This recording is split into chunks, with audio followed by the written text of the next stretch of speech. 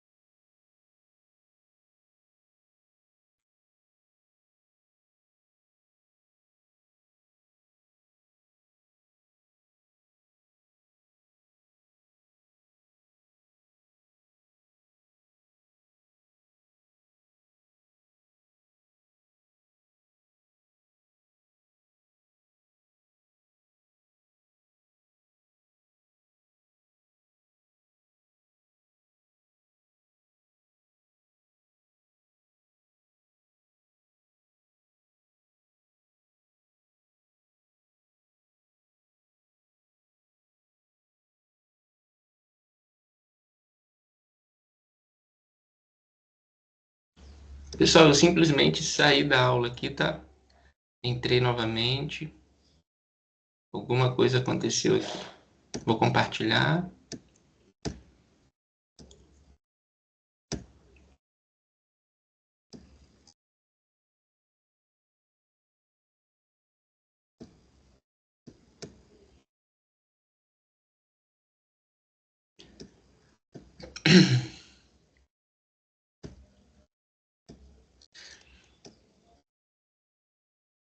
Bem, então a gente vai começar a falar do ciclo ovariano, tá? Então,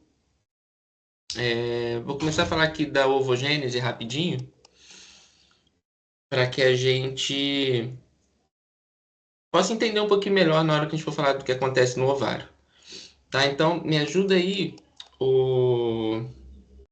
Quem falou que fez o trabalho de gametogênese?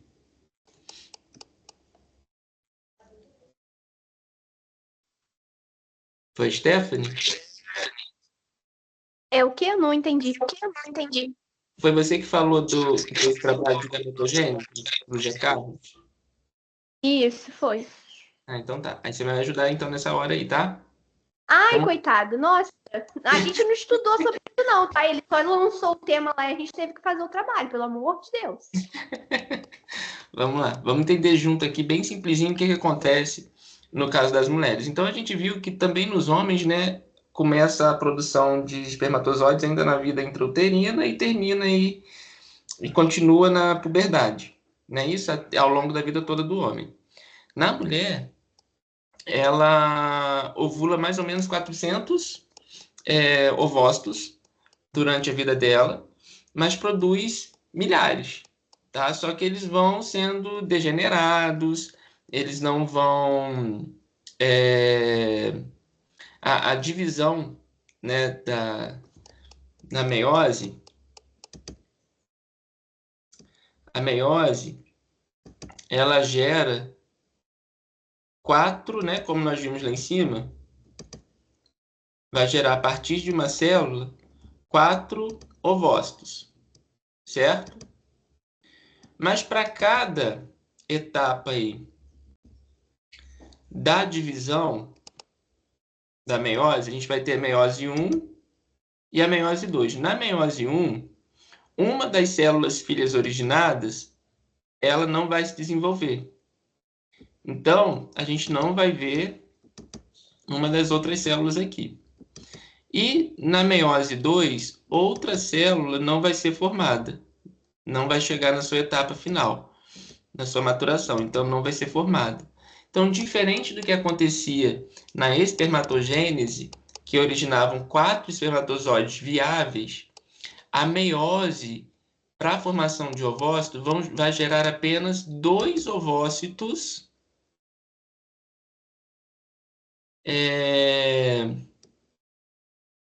ou melhor, vai gerar apenas um ovócito, porque como vai ter aqui na fase, na meiose 1,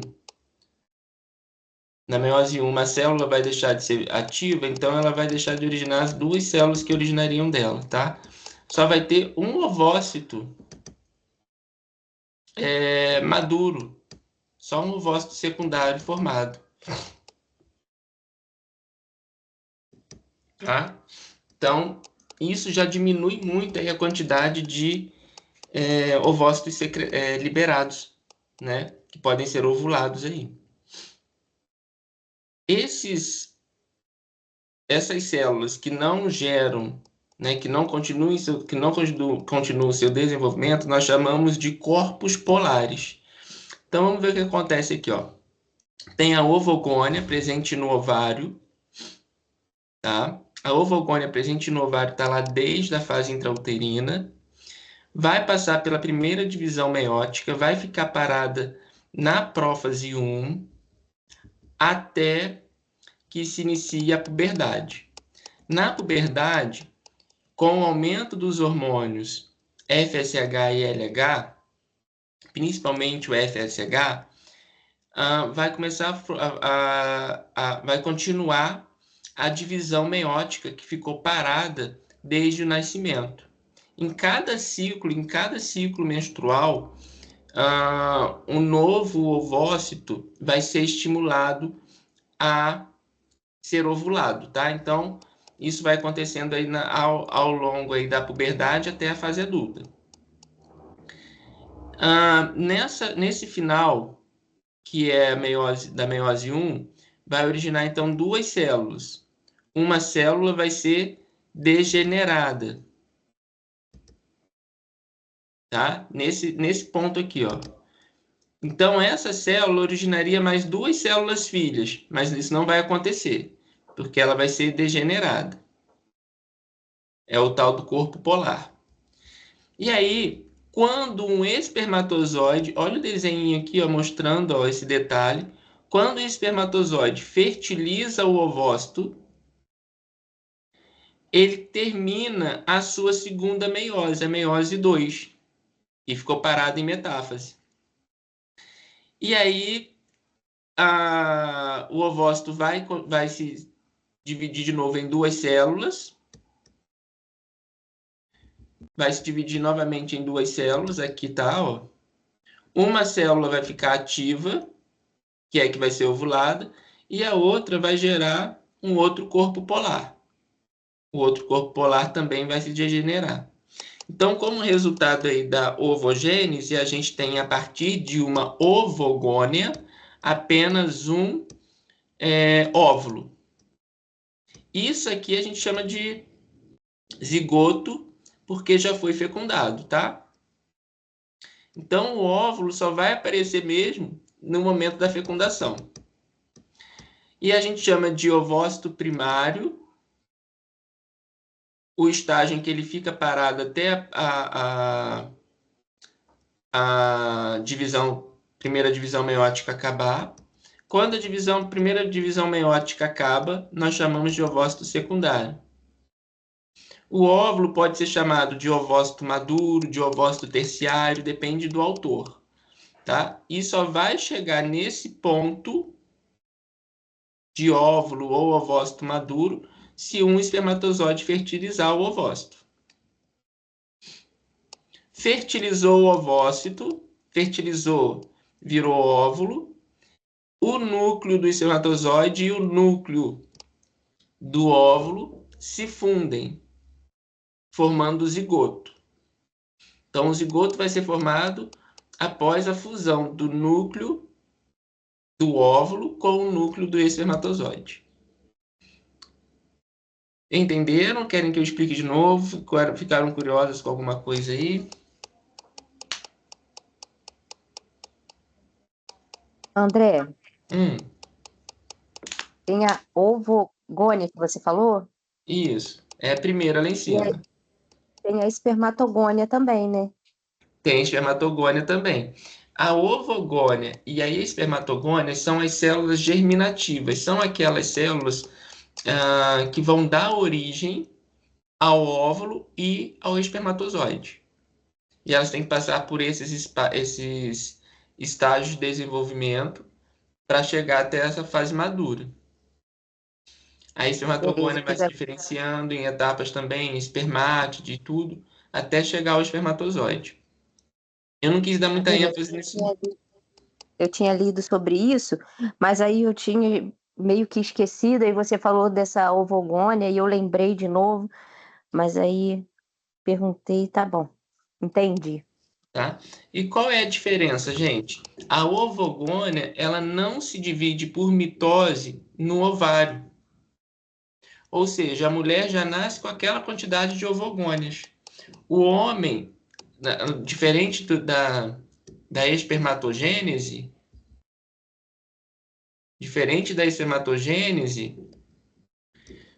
em que a espermatogônia faz mitose. Então, o homem vai ter sempre espermatogônia, porque cada espermatogônia vai originar novas espermatogônias. Então, no testículo, a gente vai ter sempre espermatogônia.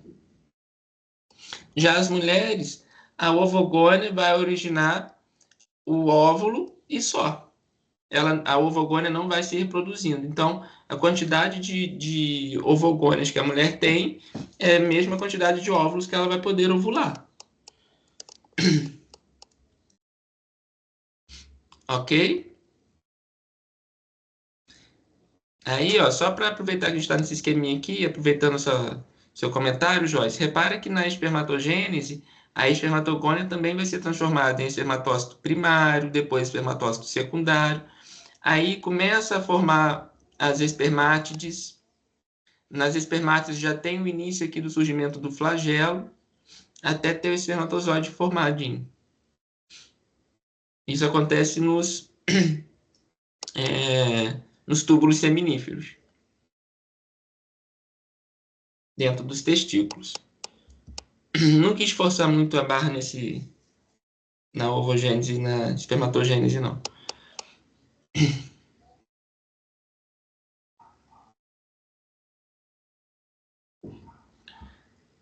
E agora tem aqui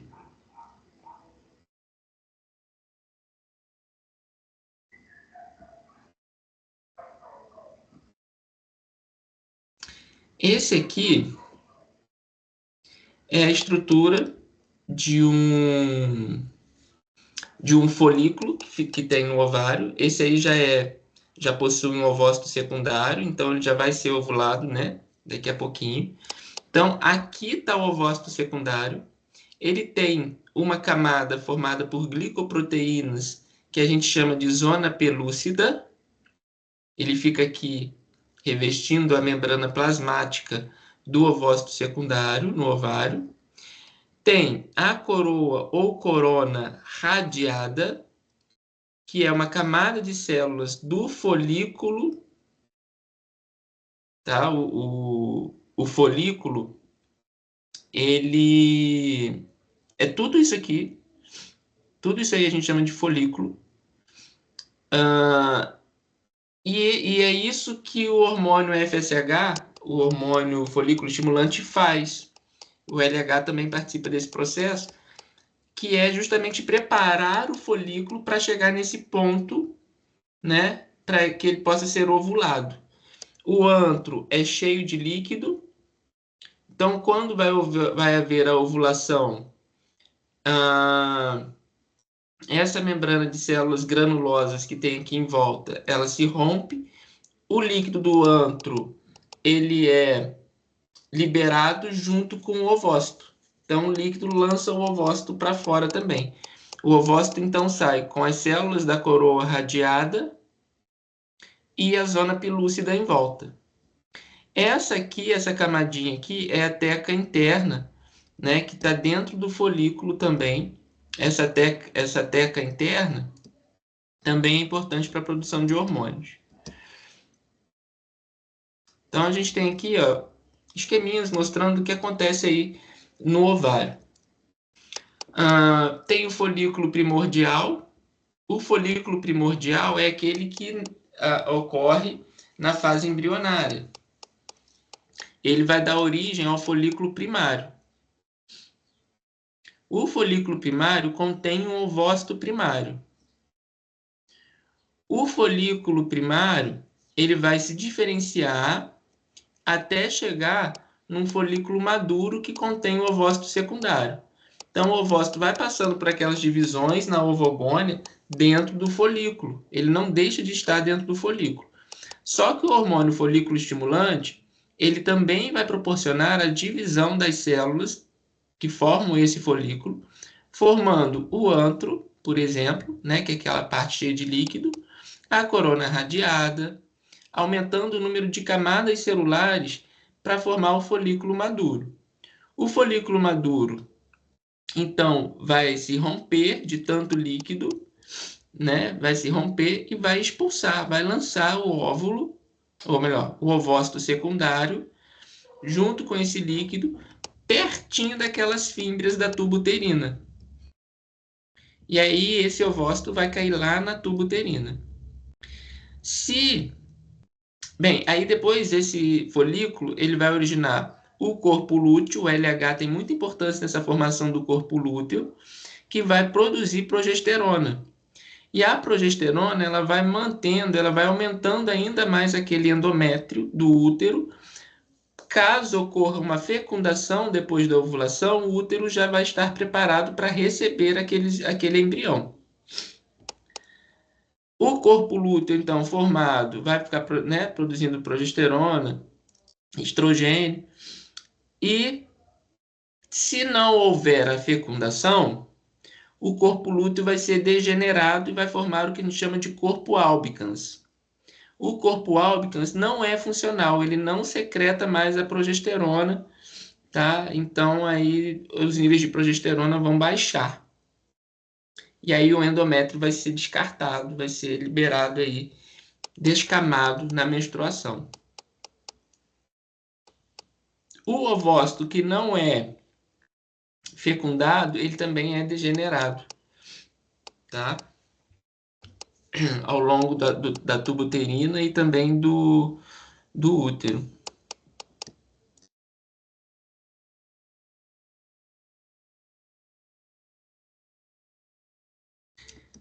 Depois a gente vai falar um pouquinho mais dessa zona pelúcida aí, quando a gente falar de fecundação.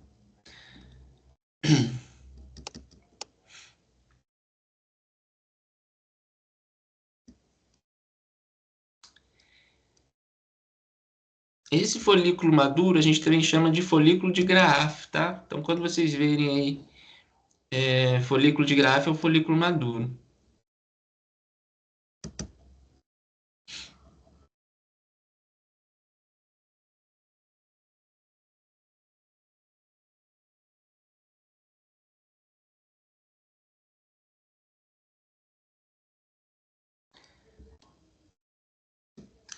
Ah,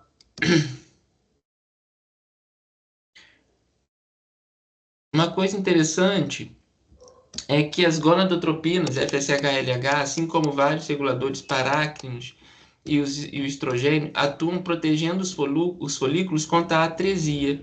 O que é a atresia?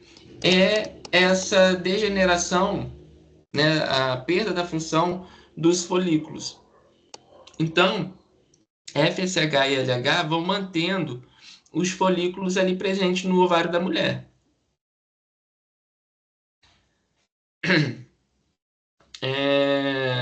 Se tiver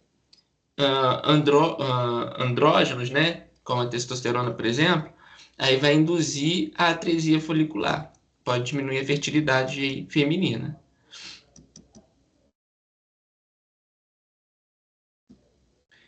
Aqui está mostrando o ovário, né? Aqui justamente um folículo maduro, um folículo de Graaf, liberando o ovócito.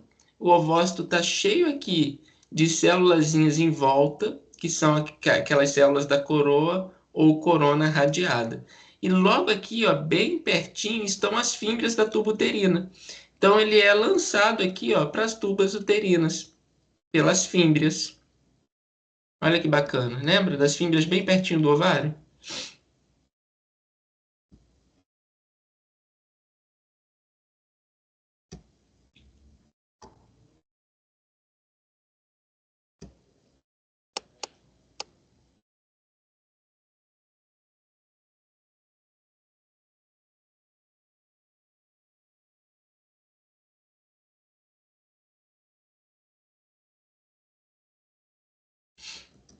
Aqui, ó, a gente tem um resuminho Deixa eu ver se eu consigo deixar tudo numa tela aparecendo tudo. Essa figurinha aí é bem bacana.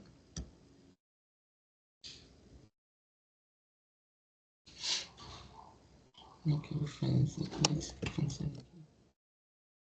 Não. Ah, não sei. Visualizar.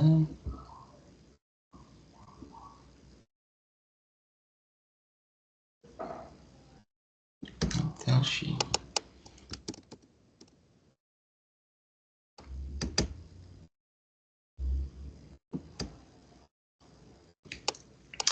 Gente, aqui nessa figurinha ele resume os eventos que acontecem em cada fase aí do ciclo ovariano, tá? A gente não está falando do ciclo menstrual todo, a gente está falando do ciclo ovariano que faz parte do ciclo menstrual. Então a gente tem lá o folículo, né, que precisa ser maturado até que ocorra a ovulação, ok? Então aqui a gente tem o início do ciclo menstrual com o folículo primário ainda, né, para originar lá o secundário e ovular.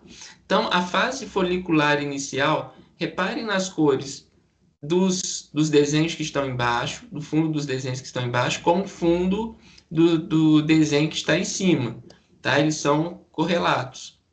Então, na fase folicular inicial, a gente tem a fase folicular, né, que é justamente a produção, a intensificação da maturação do folículo, que pega essa partezinha roxa e verde.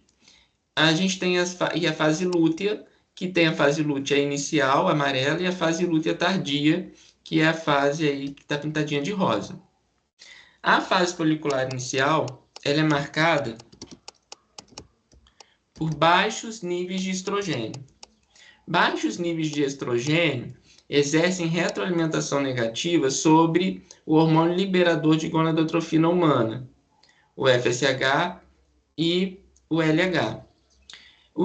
Que vai originar o FSH e o LH. O estrogênio promove maior secreção de estrogênio pelo folículo.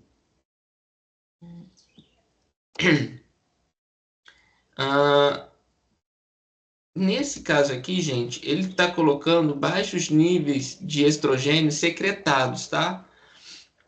Porque altos níveis de estrogênio secretados também vão inibir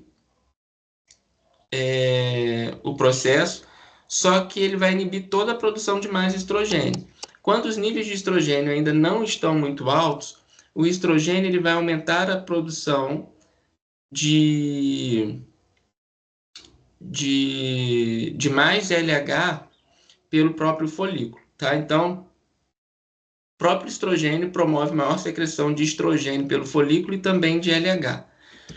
Na fase inicial, então, nós observamos um feedback positivo do estrogênio atuando sobre as células do próprio folículo, células granulosas, aumentando a produção de estrogênio, tá? Feedback positivo. E vai ter feedback negativo sobre o FSH, LH e o hormônio gonadotrópico, hormônio liberador de gonadotrofina do hipotálamo.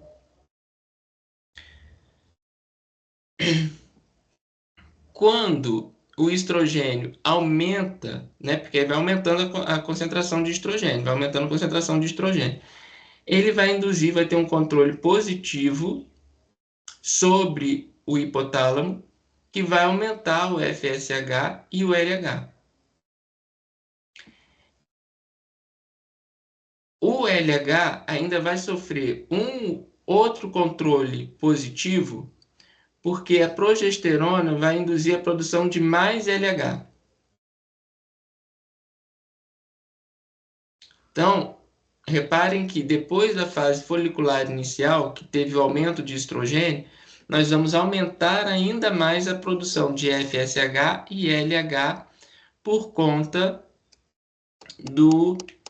da progesterona. Tem um outro hormônio aí, a inibina, que vai inibir a produção de FSH. Mas isso só se ela tiver, né, mais alta mesmo. Bem, e aí nós temos o estímulo que o folículo precisa, que é esse LH alto, ó. Ele tem um pico de LH, ó, por conta dessa retroalimentação positiva aqui, ó. Tem um pico de LH. Quanto mais LH vai ser produzido pelo folículo e pela hipófise, tá? Esse LH sendo produzido aqui vai ter esse pico.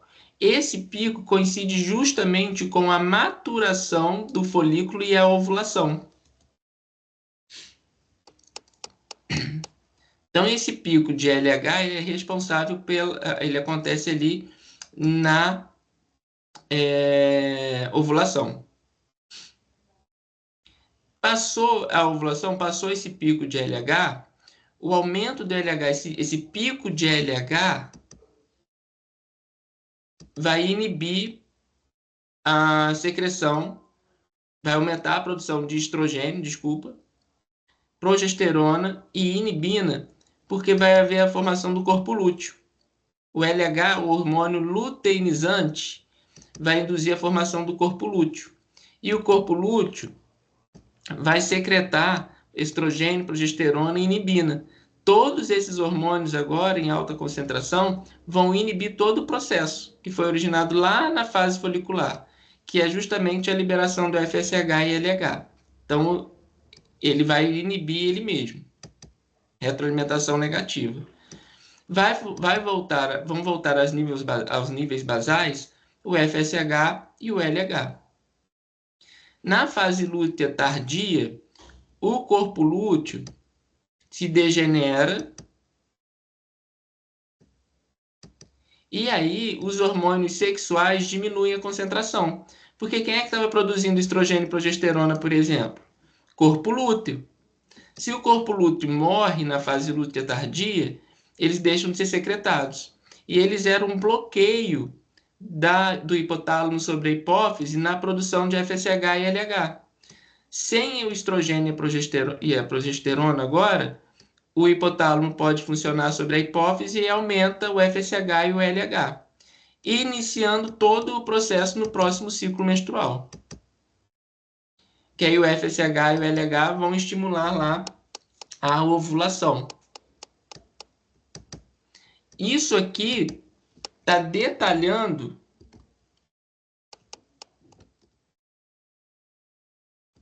o que a gente viu lá no início da aula. Está detalhando essa figurinha aí. Em várias etapas do ciclo menstrual.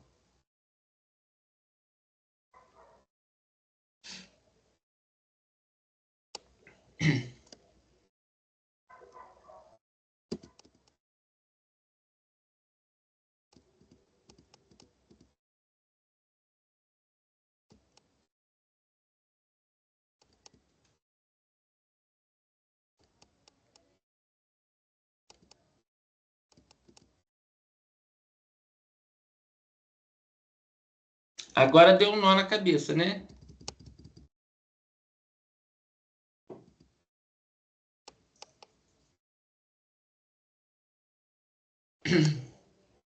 Qual a importância do pico do LH na fase de ovulação?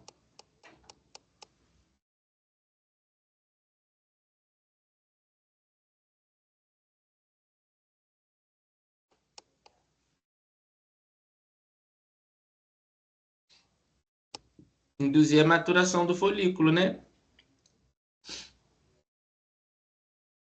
Até que ocorra a ovulação. O FSH, olha como o FSH, gente, ele fica mais alto no início, que é justamente para induzir a divisão celular das células do folículo. Ele ainda fica mais baixo que o LH. Depois o LH supera o FSH. Porque o LH tem essa retroalimentação positiva aqui, ó, que o FSH não tem. A progesterona induz ainda mais a síntese de LH.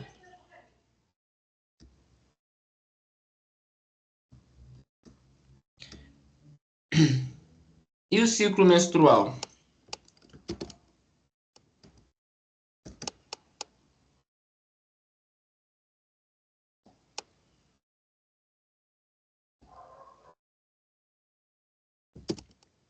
ciclo menstrual, ele tem... ele inclui tanto o ciclo ovariano quanto o ciclo uterino, variando aí de acordo com as concentrações, tá? Aqui nós temos a concentração de LH e FSH, exatamente como estava representado anteriormente, mostrando a maturação do folículo, né, pelo FSH e pelo LH, e depois a formação do corpo lúteo e o corpo lúteo maduro, mostrando ali que o LH está superando o FSH. Esse corpo lúteo, repara que a progesterona, ó, aumenta justamente com a formação do corpo lúteo, porque é justamente o corpo lúteo que produz a progesterona, assim como a inibina. O estrogênio, ele era muito produzido pelo folículo. O folículo produzia estrogênio. Depois da ovulação, o nível de estrogênio diminui por conta do folículo, que já liberou o ovócito, e volta a aumentar porque o corpo lúteo também produz algum estrogênio, mas prioritariamente ele produz progesterona.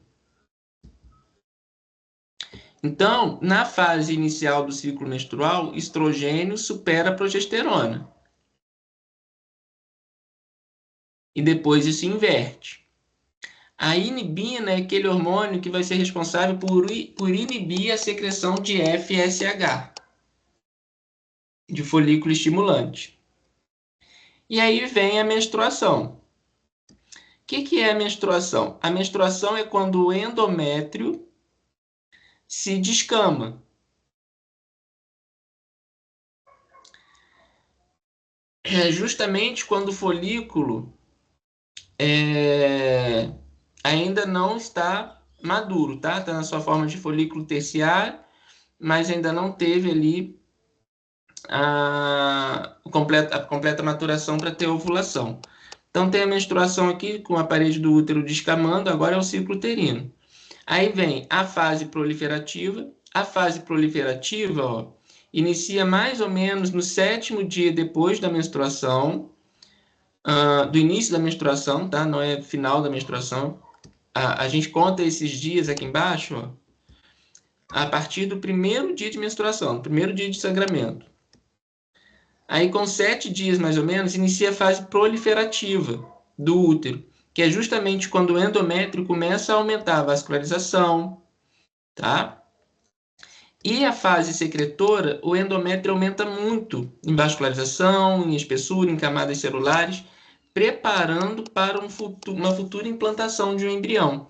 Repara que esse espessamento do endométrio coincide justamente com o aumento da progesterona, indicando que a progesterona tem uma participação muito importante em manter esse endométrio preparado. Se não houver a fecundação, o corpo lúteo se transforma em corpo albicans e deixa de secretar progesterona. Aí a progesterona não consegue segurar mais essa parede mais espessa do endométrio. E aí ela se descama novamente e inicia outro processo. Tá? O ciclo dura em média 28 dias, variando muito entre as mulheres. Tem mulheres que têm também o ciclo irregular, né? Menstruando aí em hora no intervalo de tempo maior, hora no intervalo de tempo menor. Isso vai depender de quando esses ovócitos estão ficando maduros. Normalmente, um ovário secreta um óvulo por vez, né, um ovócito por vez. Então, esse ciclo acontece, né, o ciclo ovariano, ele acontece com um ovário, depois com o outro. Então, enquanto um ovário está ovulando, o outro está entrando, está se preparando para ovular no ciclo seguinte. Tá? Então, normalmente há esse revezamento entre os ovários secretando ali o óvulo.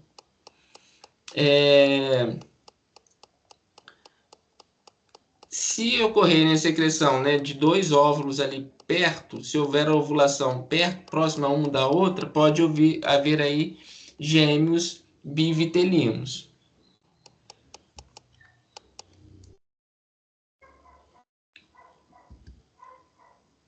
há uma variação na temperatura corporal basal, sendo que a temperatura mais elevada fica justamente na fase secretora, após na segunda metade do ciclo menstrual. Então, tem gente aí que pega esse aumento de temperatura para verificar a fase fértil, porque justamente depois que ocorre a ovulação é que há o aumento da temperatura corpórea.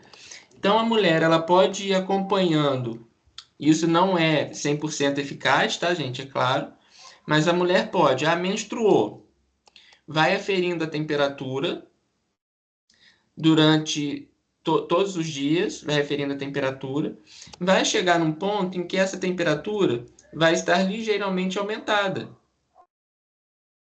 Isso pode indicar justamente o período em que ocorreu a ovulação. E é nessa etapa mais propícia a ocorrer a fecundação. Então, quem está querendo engravidar pode tentar controlar aí pela temperatura e ver qual é aí o momento mais propício para isso. Tá? Normalmente a partir aí do 14º dia após a menstruação. Então, mantendo relações sexuais entre mais ou menos 10 e 18 dias após após a menstruação, tem aí uma grande probabilidade de engravidar.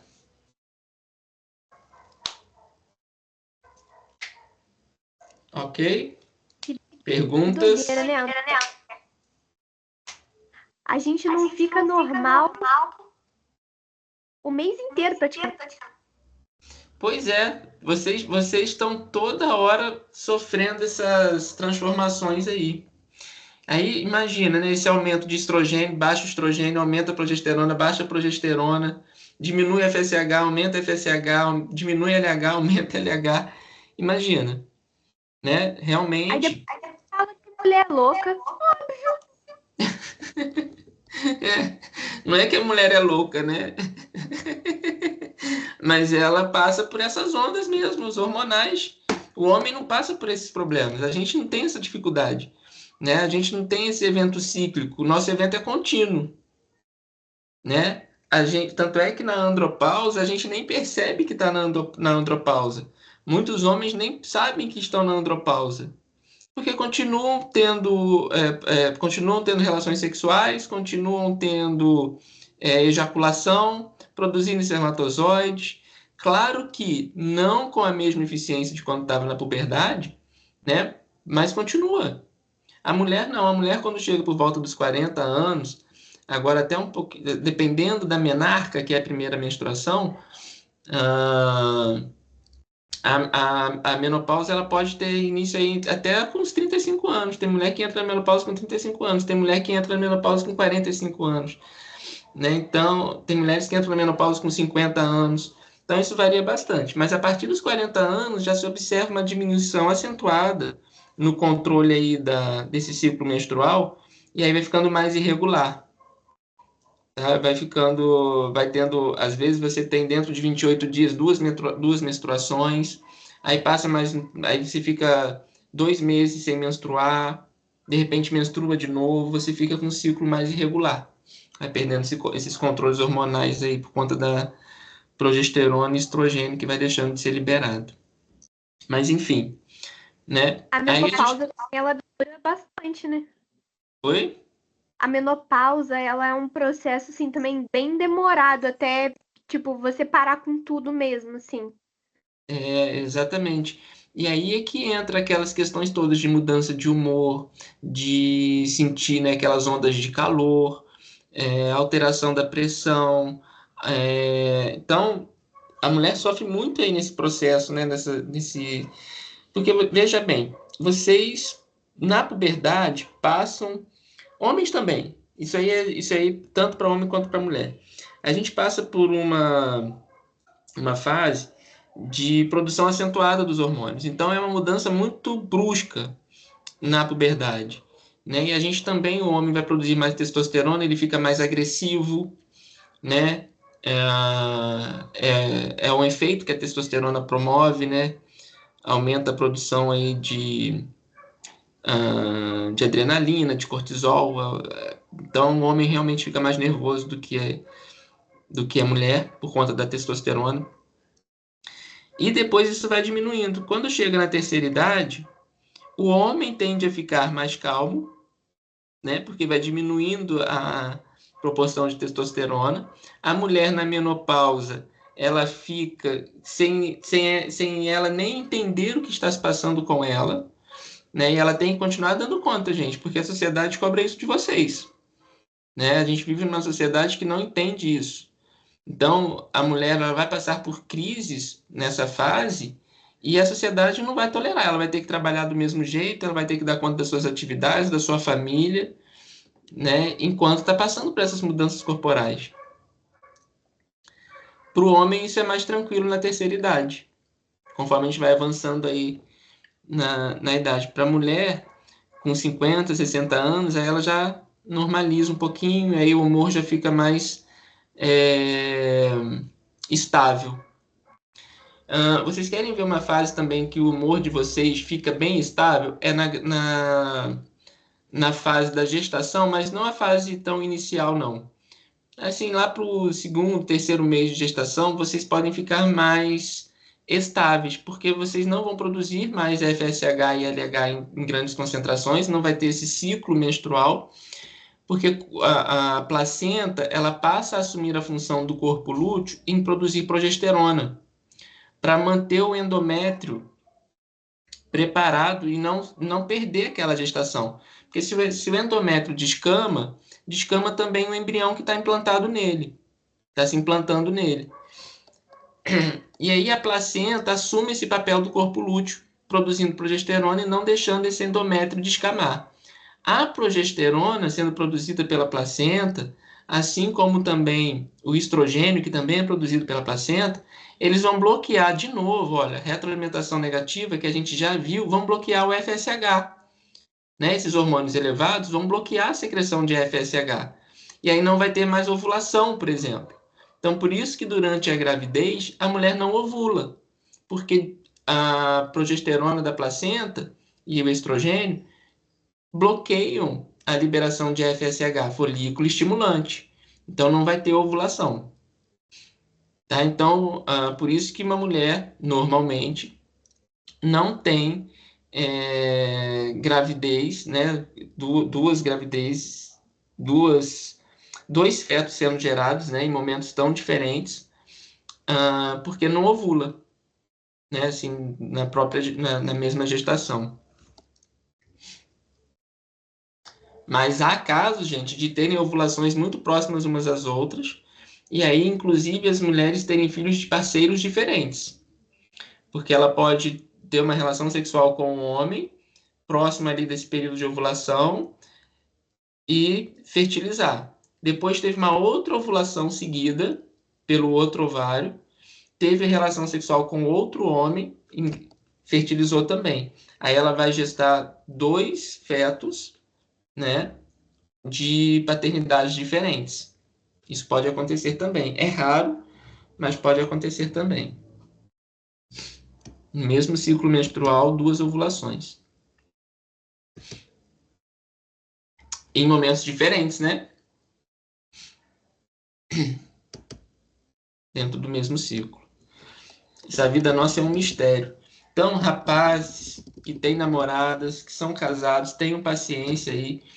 A gente costuma perceber a mudança de humor antes mesmo da mulher. Na TPM, na tensão pré-menstrual, que acontece aqui no finalzinho da fase secretora, iniciando o processo de menstruação, né, com a queda da progesterona, ó, a queda da progesterona e do estrogênio na TPM, faz a mudança de humor da mulher acontecer. E ela, às vezes, nem se dá conta. Nós que lidamos com as mulheres ou amigas delas que estão perto, percebem essa alteração.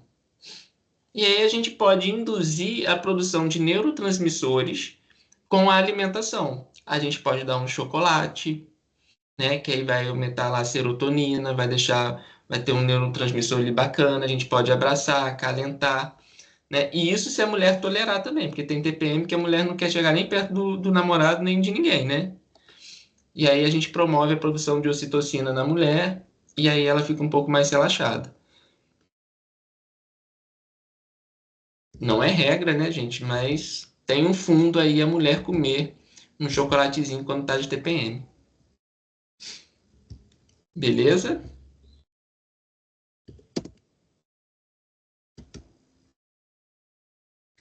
Essa figurinha aí, ela resume bastante coisa do que a gente falou. Ela já está na nossa aula anterior, eu já havia colocado ela antes, para a gente se familiarizando com isso um pouquinho.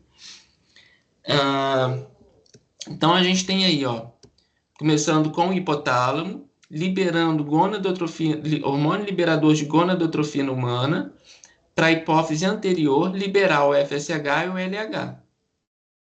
O FSH e o LH, o FSH, desculpa, ele vai estimular, né, o crescimento dos folículos que contém lá os ovócitos.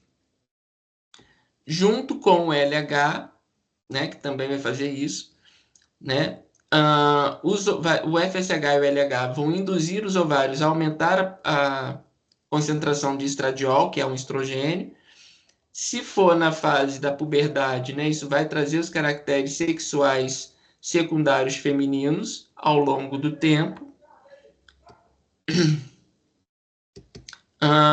O crescimento do folículo aumenta a produção de estrogênio ainda mais. O próprio folículo, né, vai aumentar a produção de estrogênio, que vai aumentar a produção de LH pela hipófise anterior, uma retroalimentação positiva.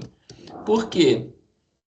O estrogênio vai aumentar a produção do LH, que é responsável por produzi-lo. Retroalimentação positiva, dando o pico do LH. No pico do LH, os ovários vão promover a ovulação. Se vocês estiverem lembrando do gráficozinho lá, o pico de LH coincide justamente com a ovulação. Aí o folículo vazio se transforma em corpo lúteo, que continua secretando estrogênio e agora progesterona.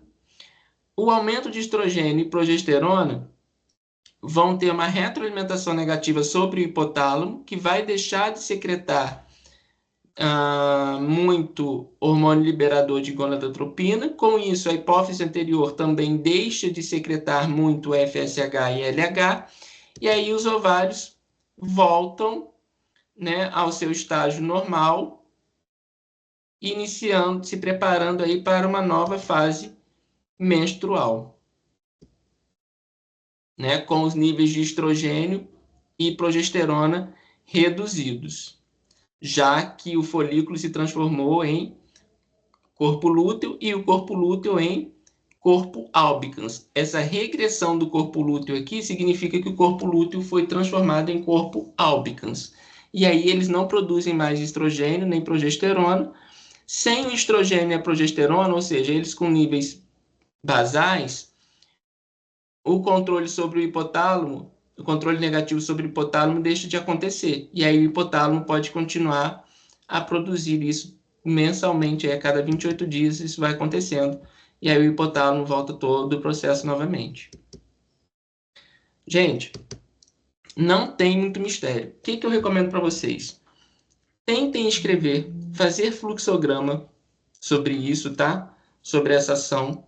Inclusive, isso é uma atividade que eu vou propor para vocês no nosso exercício dessa aula, do exercício avaliativo, que é para vocês se ligarem, né, no controle aí da progesterona, inibindo o hipotálamo, o estradiol inibindo o hipotálamo, ou o estradiol, né, o estrogênio, estimulando a hipófise anterior a produzir mais LH para a ovulação. Se liguem nisso daí, porque na prova eu posso colocar exemplos desse ciclo e pedir para vocês, indiquem aí uma etapa que representa um feedback positivo, ou onde ocorre um feedback negativo.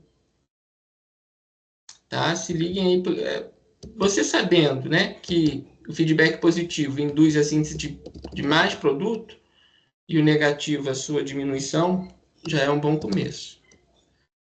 Por isso que a gente trabalhou isso na aula anterior. Aí agora a gente vai para fertilização e implantação. Está chegando o final da nossa aula. Depois a gente vai fazer umas discussõezinhas, tá? Uma vez que o ovócito é liberado a partir da ruptura do folículo, ele é levado para dentro da tuba uterina pelos batimentos ciliares lá da própria tuba uterina. Então, dentro da tuba uterina, tem células com cílios e o ovócito vai sendo direcionado pela tuba uterina. Vocês se lembram que a fecundação ocorria... Acho que eu tenho um desenho aqui, é melhor do que ficar mostrando.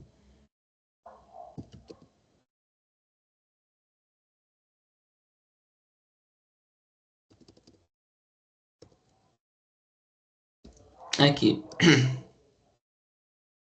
A fecundação ocorre praticamente aqui, ó, na ampola da tuba uterina, lembra? Naquela parte mais gordinha da tuba uterina. O ovócito ele é secretado pelo ovário, né? Tem a coroa radiada e a zona pelúcida envolvendo ele. E ele vai encontrar os espermatozoides na tuba uterina. Gente, os espermatozoides... Deixa eu mostrar aqui para vocês.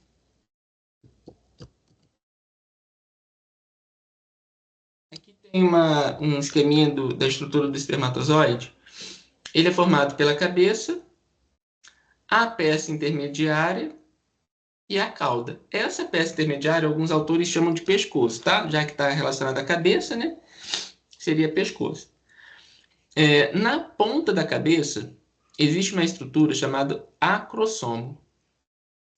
O acrossomo, ele contém aí enzimas que vão digerir as camadas celulares,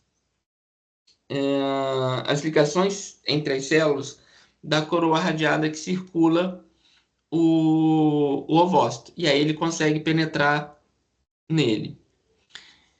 A peça intermediária apresenta a espiral mitocondrial. É uma mitocôndria em forma de espiral, que é responsável aí pela produção de energia, né, respiração celular, produção de ATP, para a movimentação dos flagelos.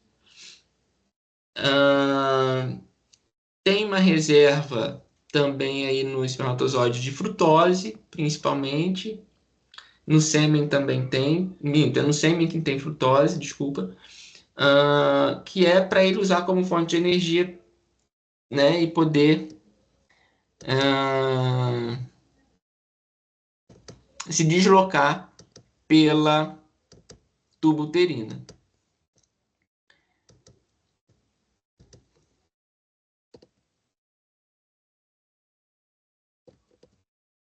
Então, aqui está o útero, né? O útero.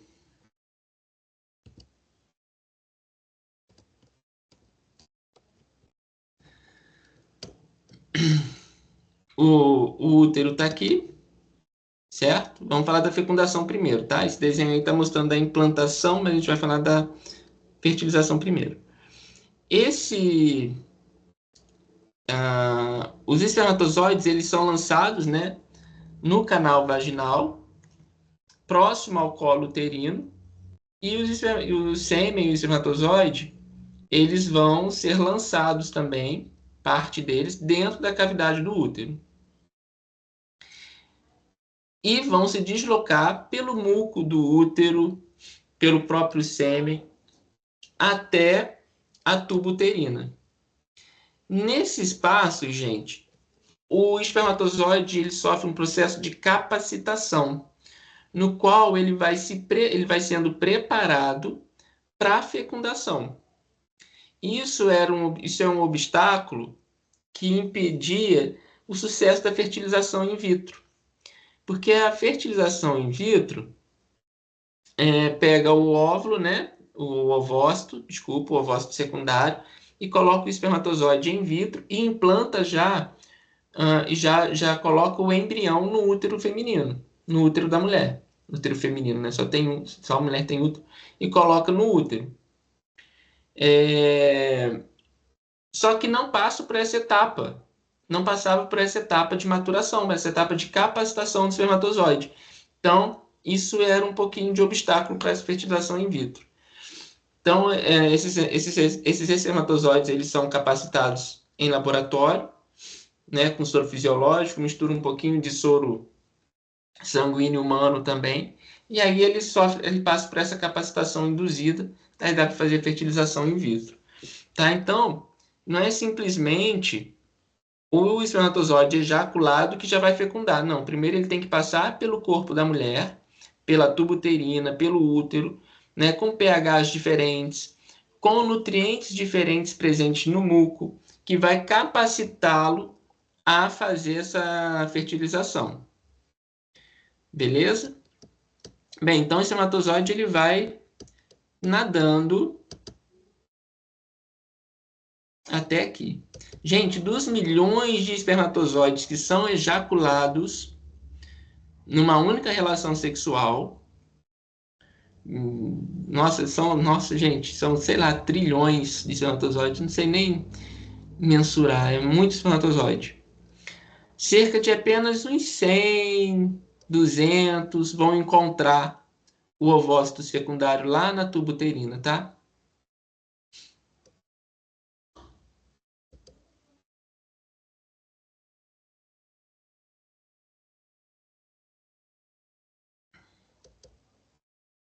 E aí, a gente tem aqui uma representação. Repare aqui, ó.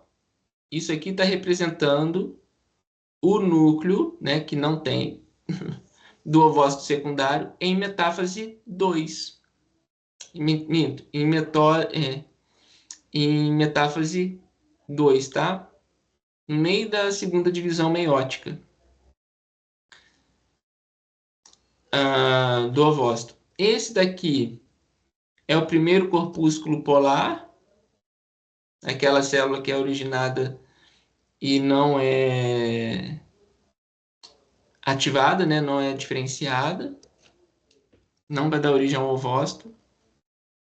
E aqui nós temos 6 espermatozoides tentando fertilizar esse ovócito aí. Reparem que alguns deles já estão separando, né? Retirando a camada de células da coroa ou corona radiata, que circunda o ovócito. 2 deles já chegaram à zona pelúcida.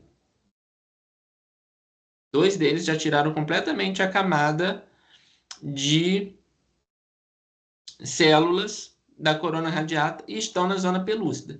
A zona pelúcida é uma camada de glicoproteínas, proteínas ligadas a carboidratos, que quando um espermatozoide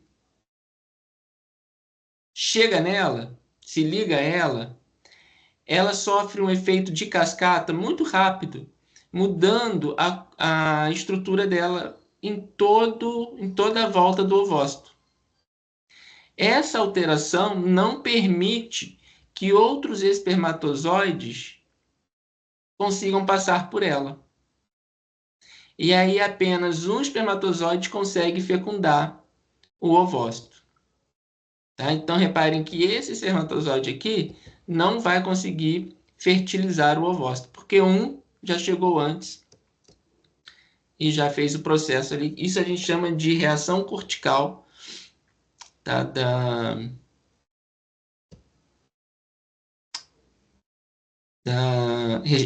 Reação cortical da zona pelúcida.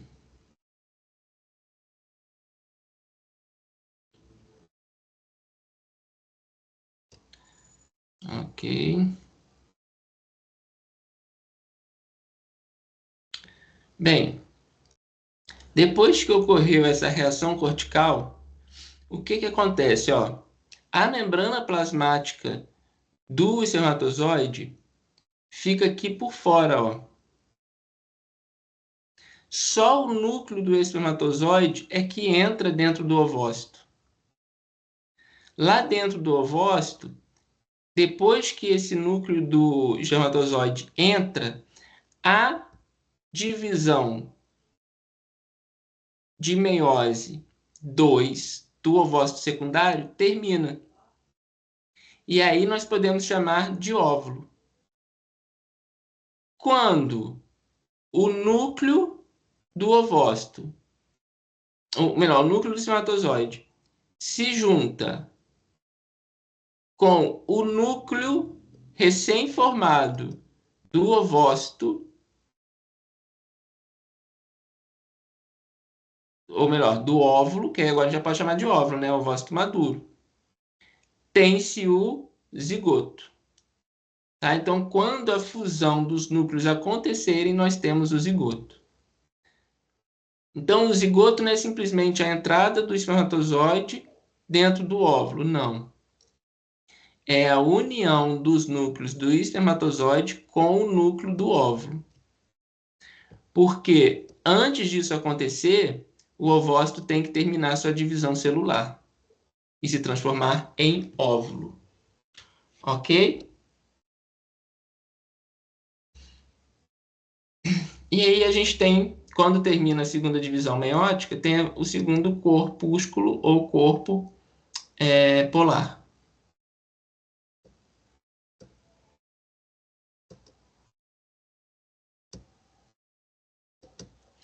O zigoto ele vai passar por uma série de... O zigoto ele vai passar por uma série de... Deixa eu ver se eu consigo apagar isso aqui. Peraí.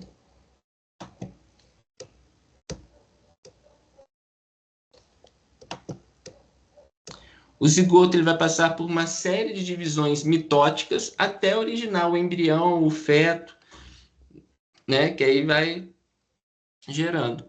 Até formar o blastocisto, né? Começa com mórula, blástula, etc. Aquelas, não sei se vocês já estudaram essa sequência de fases embrionárias, até chegar na fase de blastocisto, que é mais ou menos um conjunto aí de 100 células que formam uma unidade oca com a massa celular interna, que vai dar origem ao embrião, essa parte externa que vai dar origem ao saco vitelínico, se não me engano. Tá? E aí a gente vai tendo aí esse blastocisto, ó, a fecundação ocorreu lá nas tubas uterinas. Gente, o espermatozoide ele pode ficar viável ali no corpo da mulher 5, 6 dias, tá? Então, se a mulher tiver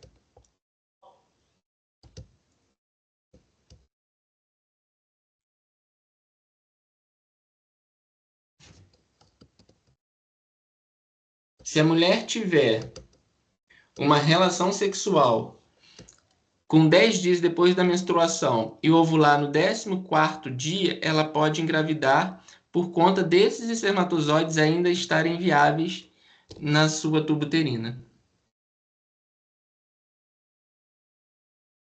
Tá? Então, isso também pode acontecer.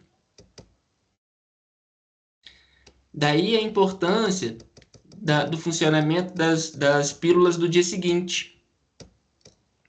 Porque o que acontece? As pílulas do dia seguinte elas têm grandes concentrações de um hormônio parecido com a progesterona, mas é um hormônio sintético. E o que ela vai fazer? Ela vai bloquear a produção de óvulos, de ovócitos.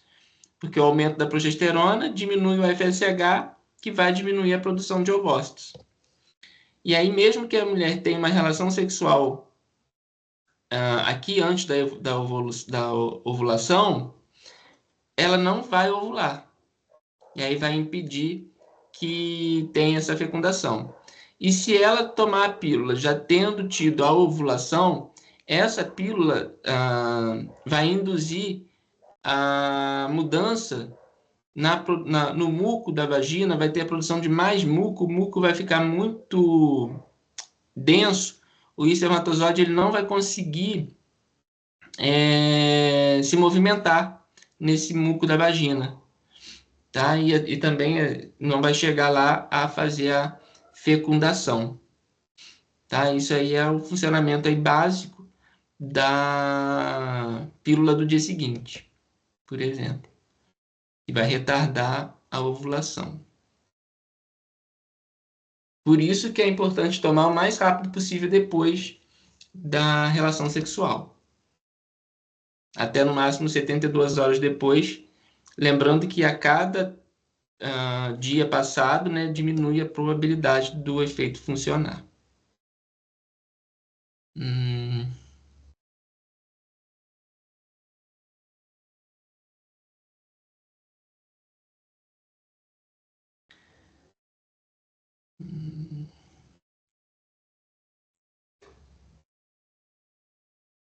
Aí, quando o embrião chega lá no útero, ele se implanta. Isso aqui é implantação.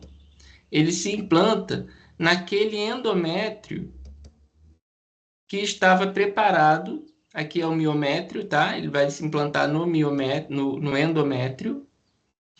E depois ele vai chegando nas camadas mais profundas do miométrio também. E aí o blastocisto ele se implanta e vai ele se desenvolvendo. A progesterona é fundamental para manter esse endométrio resistente. Não ter o descolamento aí desse endométrio. Quem continua produzindo essa progesterona nessa fase é o corpo lúteo.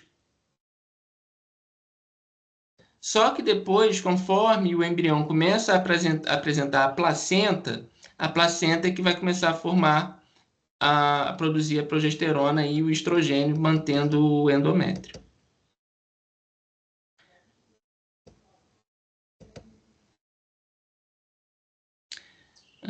Antes disso, eu queria conversar com vocês um pouquinho sobre o hormônio beta-HCG, ou HCG, né? O HCG é o hormônio... Cadê ele? Está aqui em cima. Onde eu falo dele? É o hormônio coriônico humano. Gonadotrofina coriônica humana.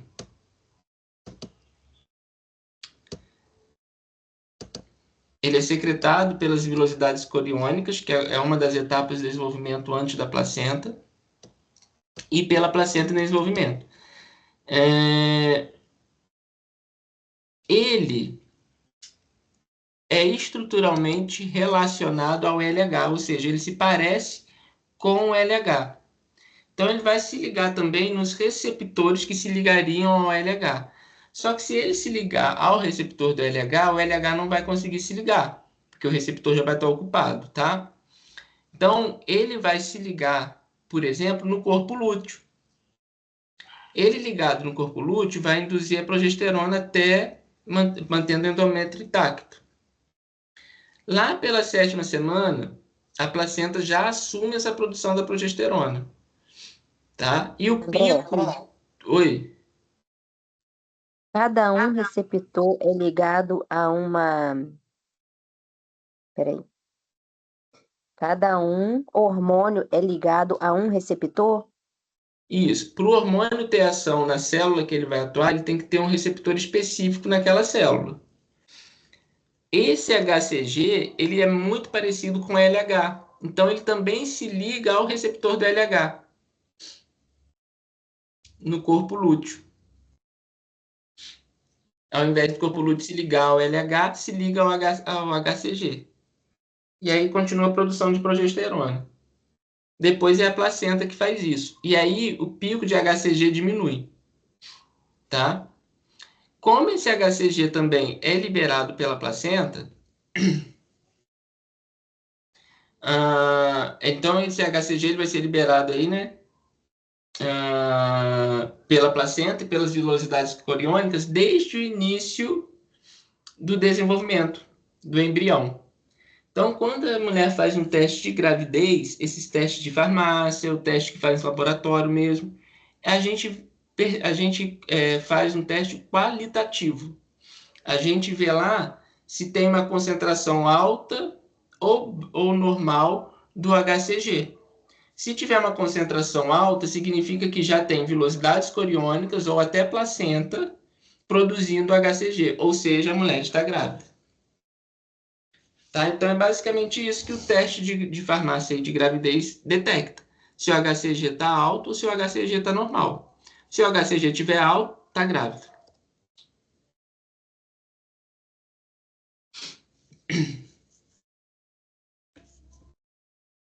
Homens também produzem HCG, só que como a gente não engravida, os níveis ficam sempre dentro dos normais, fica sempre baixinho.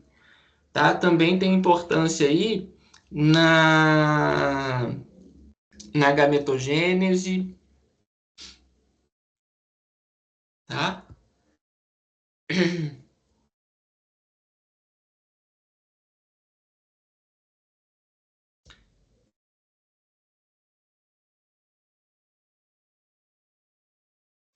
Aí o estrogênio e a progesterona, que eu disse para vocês, são produzidos continuamente durante a gestação, primeiro pelo corpo lúteo sob influência do HCG e depois pela placenta.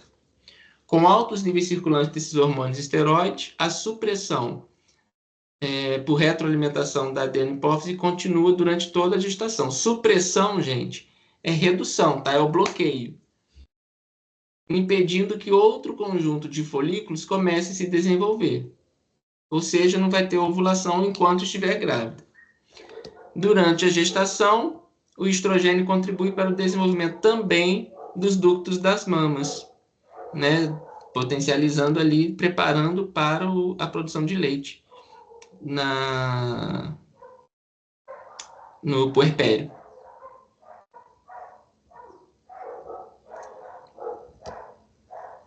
Aqui tem um esqueminha mostrando a placenta. A placenta, gente, ela comunica, né? Ela liga o feto ao corpo da mãe. Ela tem veias e artérias. As veias, nesse caso, levam sangue oxigenado para o embrião. Lembra, veia é o que chega, artéria é o que sai, considerando o embrião. Então, a veia leva o sangue oxigenado para o embrião, a veia umbilical, e a artéria umbilical leva o sangue pobre em oxigênio para a mãe, né? Fazendo essa troca aí. Existe uma barreira placentária que impede a passagem de algumas bactérias, de alguns vírus, até de anticorpos entre a mãe e o bebê. O anticorpo que passa da mãe para o feto é o IgG, né? E tem aí algumas bactérias, por exemplo, da sífilis, né? Treponema pálido, né? Que é o bebê nasce com sífilis congênita, o parasita Toxoplasma gondii, que gera toxoplasmose, né? Então, tem vários agentes aí que podem ser passados via placentária. Outros não. Outros não têm passagem via placentária. Por exemplo, o HIV. O HIV não passa pela placenta, né? Porque não troca os leucócitos, que é justamente onde ele infecta.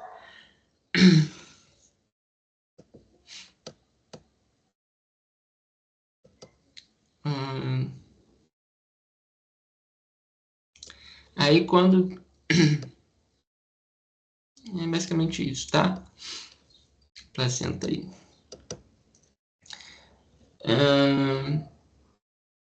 Menopausa e andropausa. Aí isso eu já falei. Não vou nem repetir, não, porque eu já falei tudo que estava aí. Da andropausa e da menopausa. Coloquei só para a gente não esquecer. Fechar o ciclo de vida nosso, né? Que a gente começa desde o nascimento, já produzindo e iniciando a produção de gametas. Passa pela puberdade, que é onde essa produção reinicia, né? E vai acontecendo durante a fase adulta e da puberdade também, claro. E na fase de mais idade, a gente começa a entrar na andropausa e na menopausa. Na menopausa, gente, deixa eu fechar a aula aqui, só para bater um papinho com vocês aí. Eu nem precisava fechar a aula, não. Vou ver, só mudar aqui. Parar o compartilhamento.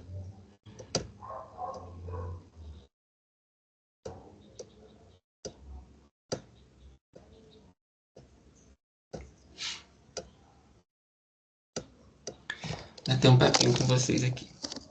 Bem, aí a gente está estudando aí, né? Estudou esses ciclos todos menstruais aí, né? A Stephanie comentou, né? Como que a mulher não fica louca com esses ciclos, né? Ah, e aí a gente entra na questão do que pode influenciar. Ô, Joyce, você está com a mão levantada mesmo? Pode perguntar. Não, acho que não sou eu, não. Ah, tá. A gente tem que colocar também os fatores, né, que podem influenciar na regulação desse ciclo.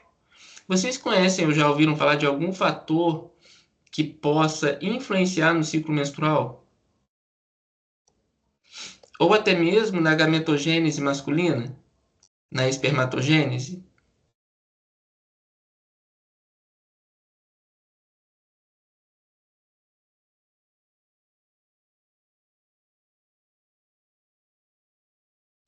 Como que é a pergunta? A internet aqui tá horrível, aí eu não tô entendendo. Você já ouviu falar, vou falar bem devagar, tá? Você já ouviu falar de fatores que possam influenciar o ciclo menstrual ou também a espermatogênese?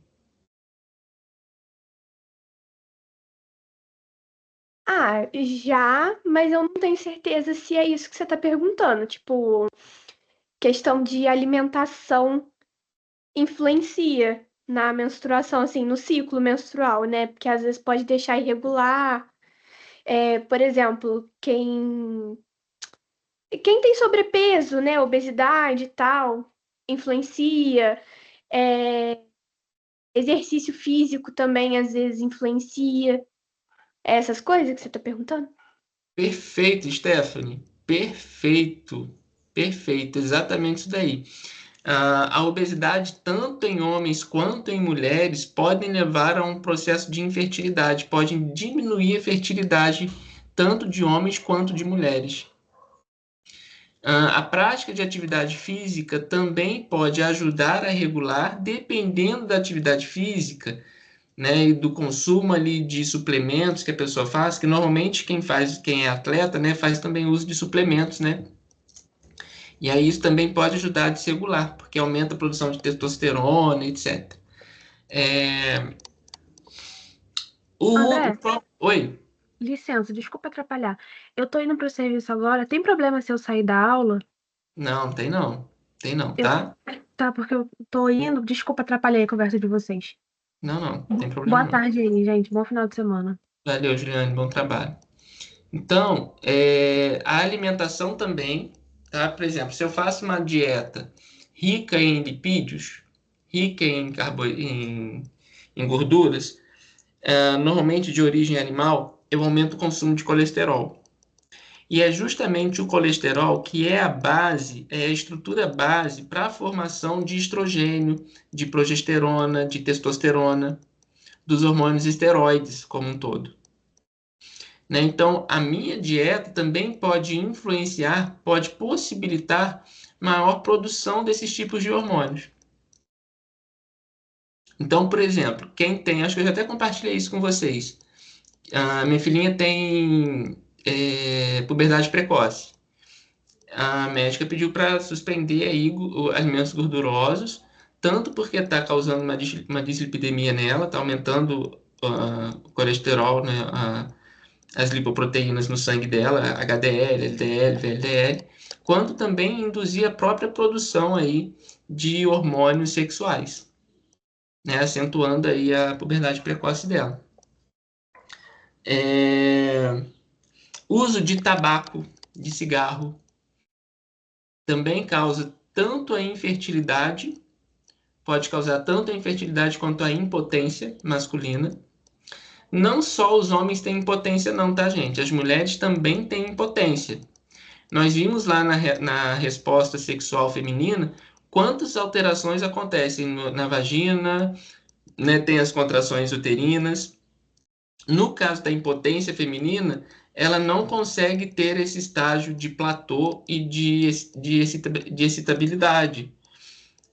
Né? Mesmo que tenha a relação sexual, porque no caso o ato sexual da mulher independe, né, desses fatores, mas vai ser prejudicado, porque vai ter menor produção de muco para lubrificar e ter a penetração, né?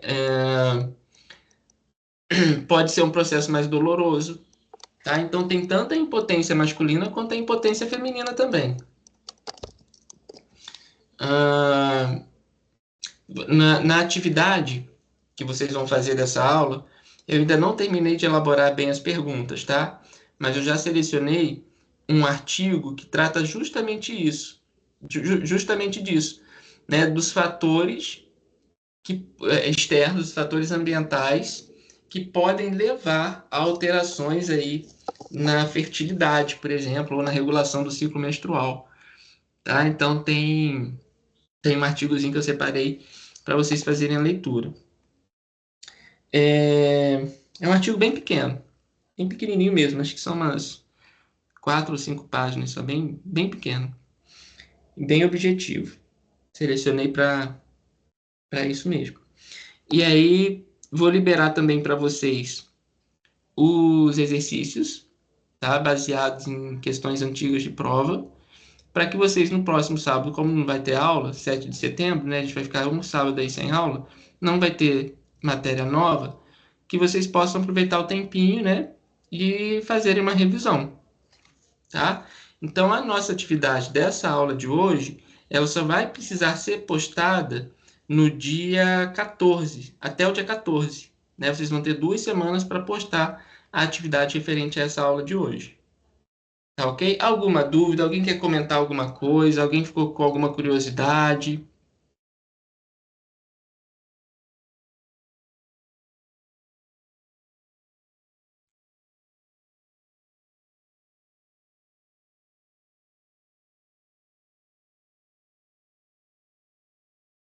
As mulheres querem compartilhar algo, alguma experiência, assim, com as colegas ou com todo mundo? Sobre TPM? Ah, faltou eu falar de uma coisa, reposição hormonal, né?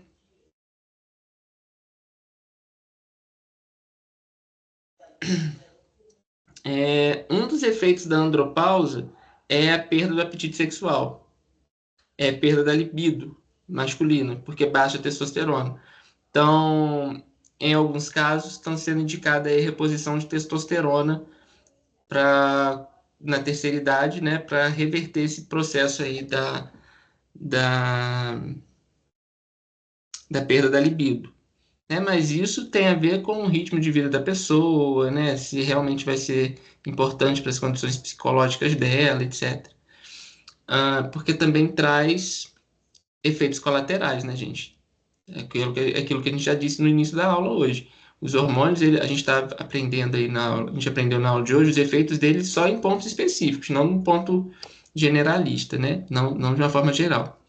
É assim como a reposição hormonal também feminina, né? Mulheres que fazem esterectomia total, que retiram o útero, o ovário, né? Às vezes tem um mioma, retira o útero, vai junto ao ovário.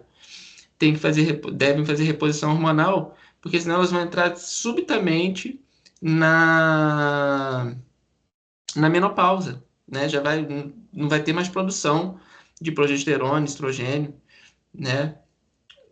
Pelos ovários. Então vai cair de forma muito de repente. Então muitos médicos recomendam a reposição hormonal nesses casos. E até mesmo para menopausa. Só que não pode ser por muito tempo, né? Não sei se isso mudou, mas no caso de esterectomia, né, na retirada do ovário, por até 10 anos, né? Dependendo da idade da paciente, fazia-se a reposição por até 10 anos. Alternando, às vezes, o tipo de hormônio, a forma de administração desse hormônio, desse estrogênio, dessa progesterona. Tem adesivos cutâneos, tem cápsulas, tem injetável, né? Porque às vezes a mulher vai se adequando. Tem um gelzinho que passa na virilha, então tem várias possibilidades de administração dessa reposição hormonal.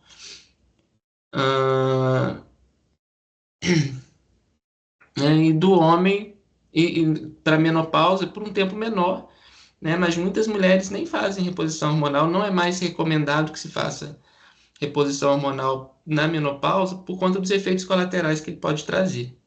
Essa reposição possa trazer.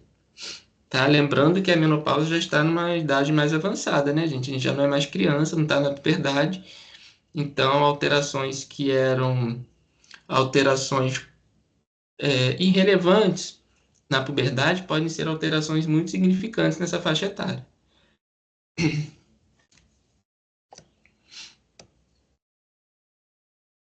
Ok? Por exemplo, mas pode ser indicado para pacientes que tenham, por exemplo, osteoporose, né, para evitar o avanço da osteoporose. Aí pode-se fazer uma reposição hormonal. Tem várias situações diferentes, tá? Aí só o médico ginecologista ou endocrinologista que podem fazer essas recomendações.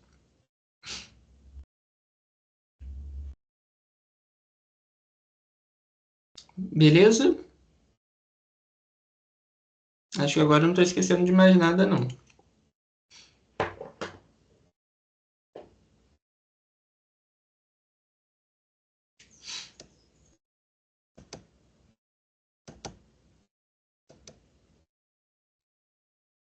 Beleza, gente, podemos encerrar.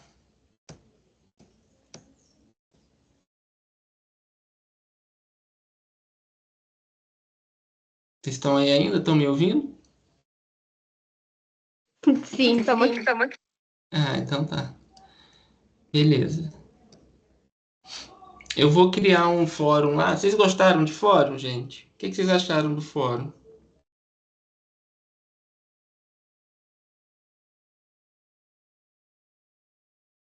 Bom, eu fiquei na dúvida, porque quando eu fui botar o meu lá, eu fui muito atrasada, né? Aí, tipo assim, parecia que todo mundo já tinha colocado tudo. Aí eu só respondi uma pergunta que você tinha feito. Aí eu não sei se ia contar ou não, entendeu? Porque eu não. Não, conta sim. Conta sim. Porque a gente pode abrir um fórum não valendo ponto, mas para dúvidas. Caso alguém tenha alguma dúvida, compartilha lá no fórum e aí a gente vai respondendo lá para dúvidas gerais da disciplina toda, sabe? Porque aí vai ficando mais fácil da gente de eu ficar orientando o estudo de vocês. Eu não sei se vai funcionar não, mas a gente pode experimentar. De qualquer aula você posta uma dúvida lá, aí eu vou lá respondo aquela dúvida, ou outro aluno pode ajudar também respondendo. E aí a gente vai melhorando o nosso aprendizado. O que vocês acham? Eu vou criar lá, se funcionar bem. Se não, o máximo que vai acontecer é a gente não usar. Ah, eu acho que seria legal. Até pra gente fazer os exercícios. Isso, é legal também. É que vai ter os exercícios, né? Beleza. Sim. Às vezes a gente fica na dúvida e não tem a quem recorrer. Isso. Aí eu vou respondendo lá, o outro colega também responde. E vocês vão ter toda a liberdade, tá, gente? Eu não vou ficar controlando o que vocês estão postando lá, não. Então, por exemplo, postou a resposta que um colega precisava, sem, deu de graça, é cola. Eu vou entender como uma colaboração, tá? Eu vou entender como se você estivesse ajudando seu colega a chegar numa resposta. É para vocês compartilharem mesmo o conhecimento, tá? Não vou reprimir vocês em relação a isso, não. Ô, André, André, uma dúvida. Ah, desculpa, pode falar. oi, André. Hum, Eu fiz o complemento do hormônio que eu tinha postado lá. Eu não sei se tá certo. Eu fiz o complemento lá, não sei se você viu. qual hormônio mesmo? Era o glucagon que você tinha falado? Isso, isso. Aí Ah, você tinha tá. falado para eu fazer um complemento, mas aí eu não sei se é exatamente aquilo lá. Mas eu É fiz. para ver se o glucagon tinha relação com o hipotálamo, se o hipotálamo também, Uhum, né, regulava a liberação do glucagon. E o que você descobriu? isso. Então, ele tem sim uma relação indireta. Uhum, porque ele depende da glicemia, né? Sim, seria uma Uhum, ligação direta, mas indireta. uhum. Ok. Depois eu vou ver lá se eu precisar complementar alguma coisa, eu complemento. Beleza. tá? Ô, André, Mas, a sua prova, ela vai ser nesse horário, sim, né, da nossa aula mesmo? vai ser de 8 a 1. Só pra saber, só. Normalmente o pessoal acaba a prova meio-dia e meia. Nossa, difícil, né? Demorada. Que isso, André? 3 horas? Meu Deus. É porque vocês têm bastante tempo para fazer a prova, para ficar pensando, aí eu crio umas questões bacanas, entendeu? Ah, não faz isso não, André. Que isso? Oi? Oi? A matéria nem é complexa e você vai botar perguntas complexas. Vou aproveitar, eu vou fazer um feedback positivo. Complexidade vai aumentar a complexidade. Percebi. Sacanagem. Aqui, os exercícios que a gente vem fazendo é como uma base para a prova? Vou usar alguns como base. O que acontece na prova, Gabi? E o restante da turma? É porque a gente está vendo tudo. As primeiras aulas foram mais introdutórias, né? A gente falou de homeostase, falou da demanda de energia, falou de como as moléculas entram dentro da célula ou saem dentro da célula, difusão, osmose. A gente foi relembrando esses processos. Como os hormônios atuam. Agora a gente já tem uma matéria, por exemplo, a aula de hoje já começa a ter a matéria de fisiologia propriamente dito, né? De um evento fisiológico propriamente dito.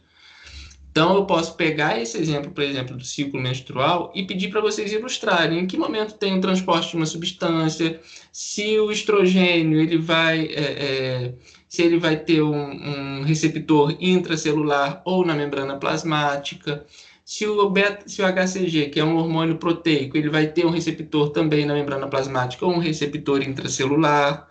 Eu posso ir linkando os conteúdos das aulas, entendeu? De forma que você possa interpretar de uma forma mais completa. Então, quem deixar para estudar por última hora, lendo aula por aula, não vai se dar bem.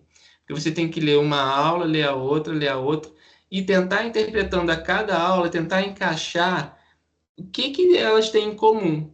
Por exemplo, será que para o espermatozoide nadar até a tuba uterina é um processo favorável ou desfavorável do ponto de vista energético?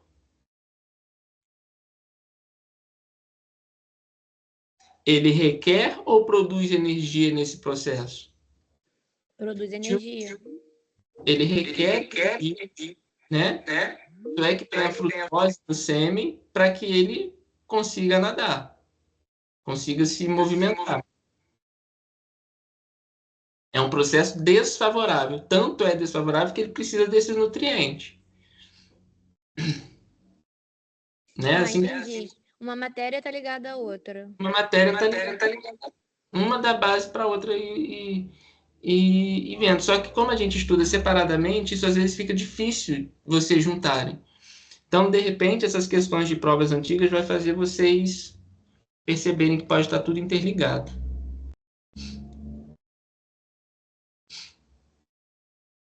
Tá? E fazendo os exercícios, a gente pesquisa bastante coisa sobre o assunto para entender mais. E lembrando que não vai ser a nossa última aula, né? A gente ainda vai ter uma aula de sistema nervoso antes, que ainda dá tempo a gente tirar mais dúvida. Aí na próxima aula do sistema nervoso, você vai passar uma revisão ou vai ser só o sistema nervoso? Eu pretendo passar o sistema nervoso no início da aula e deixar assim, por exemplo, como a nossa aula tem acabado agora por volta de meio-dia, né? De repente, de meio-dia a 1, a gente faz uma revisãozinha. Então tá bom. Tá? Não faltem aula de sistema nervoso, gente. Fala para os seus colegas aí, porque é uma aula bem importante. É a aula do dia 14? A aula do dia 14, isso. Depois do feriado. Quem faltar, não deixem de assistir em hipótese alguma. É uma aula fundamental. A gente vai falar de despolarização de membrana, de potencial elétrico de membrana celular. É uma coisa um pouquinho complexa e vai estar relacionada a vários eventos fisiológicos que a gente vai ver para frente. Tá? Assim como o hormônio a gente vai ver sempre, praticamente em toda aula a gente vai ver algum hormônio participando, o sistema nervoso também.